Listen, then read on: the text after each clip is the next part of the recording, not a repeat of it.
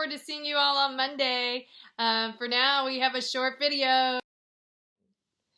In today's video, we're talking about the A application portion of CREAC, which we will get to if we finish the E explanation exercises in class tomorrow. So your application consists of a series of comparisons and distinctions. And once you get the hang of it, you'll see that there's a pattern to those comparisons and distinctions. That you've got a word that indicates a similarity or difference, such as like or just as in or unlike. An authority fact, so a fact from an authority case. A fact from your hypothetical case, plus a little something to indicate significance. What exactly does all of that mean? So here we have a word indicating similarity. Could also be one indicating difference. You could have unlike or dissimilar. An authority fact. The clear plastic bag in pie. The glass box here also revealed its contents to officers. So we see it following that pattern, and we see what the significance is that in the authority case there was a clear plastic bag, and in the writer's case that the box is made of glass, that they both reveal their contents to officers.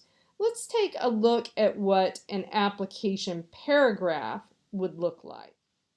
Here we've got an application paragraph.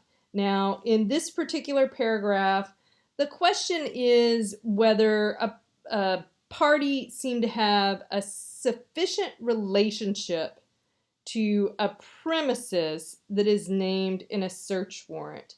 So under one test, at one point in time at least, if a party had a significant relation to the premises in that jurisdiction, then officers could search the party. Anywhere where you see blue, like here we've got Mr. Henson, and again, Mr. Henson, and later, Mr. Henson, to shower and eat at the residence. That's all the writer's facts. So you'll notice that quite often in this paragraph, the writer's facts come up a lot. But it's also interspersed throughout with the rest of these application ingredients that we discuss. So the very first line of the paragraph shows what the significance of all of these comparisons and distinctions the writer is about to make are going to be. That his interaction with the premises is one of the things that demonstrated to the officers that he had a significant relationship with that premises that was named in the search warrant. And so anywhere where you see orange, we also see that significance, like that these things show that he was comfortable enough, just as someone in the authority case was comfortable enough with the premises, and so that's part of their interaction with the premises. To help the reader out, the writer is showing whether they're pointing out a similarity to or a difference from the authority case.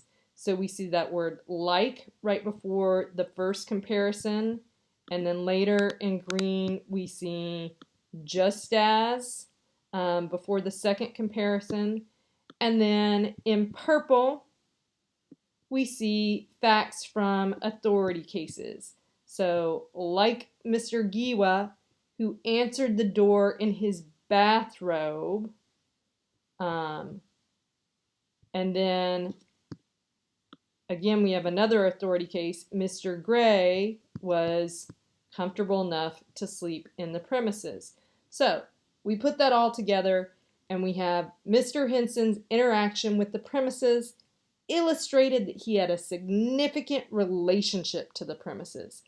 like Mr. Giwa, who answered the door in his bathrobe, and Giwa, Mr. Henson came out of the shower with wet hair while police were searching the premises.